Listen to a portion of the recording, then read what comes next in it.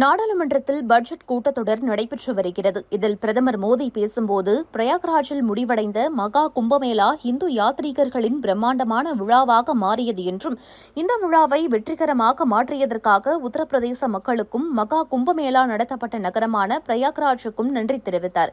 சென்ற மாதம் நடந்து முடிந்த மகா கும்பமேளாவில் குறைந்தது 66 கோடி பக்தர்கள் பங்கேற்றதாகவும், இது பிரான்ஸ் நாட்டு மக்கள் தொகையை விட 10 மடங்கு அதிகமானது என்றும் பெருமிதத்துடன் கூறினார்.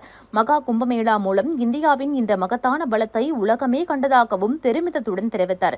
மேலும் மகா கும்பமேளாவை வெற்றிகரமாக நடத்த வழிவகுத்த நாட்டு மக்களுக்கு நான் தலை வணங்குகிறேன். மகா கும்பமேளாவின் வெற்றி எண்ணற்ற பங்களிப்புகளின் விளைவாகும். இந்திய மக்கள், உத்தரப்பிரதேசம் மற்றும் பிரயாக்ராஜ் மக்களுக்கு நன்றி கூறுகிறேன் என்று தெரிவித்தார். மகா கும்பமேளா பன்முகத்தன்மையில் ஒற்றுமை என்ற அனுபவத்தை வழங்கியது என்றும், இது நாட்டின் சிறப்பம்சமாகும் என்றும் அவர் தெரிவித்தார். மகா கும்பமேளாவில் அனைத்து சமூக மற்றும் சாதி வேறுபாடுகளும் மறைந்து போயின.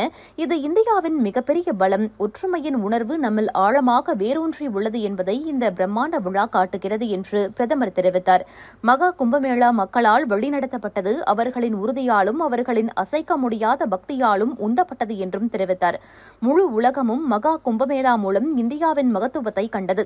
மகா கும்பமேளாவில் ஒரு தேசிய விழிப்புணர்வை நாம் கண்டோம். இது புதிய சாதனைகளுக்கு ஊக்கமளிக்கும் என்றார்.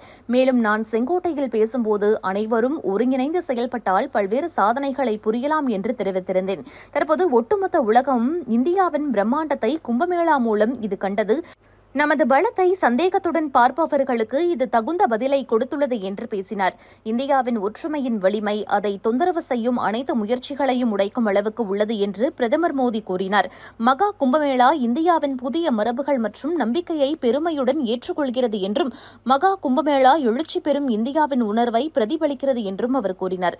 மேலும், மொரீஷியஸ் நாட்டின் புனித ஏரியான கங்கா தளாவில் திரிவேணி சங்கமத்தில் இருந்து எடுத்துச் செல்லப்பட்ட புனித நீரை ஊற்றி தான் வழிபாடு செய்ததை பிரதமர் மோடி நினைவு கூர்ந்தார்.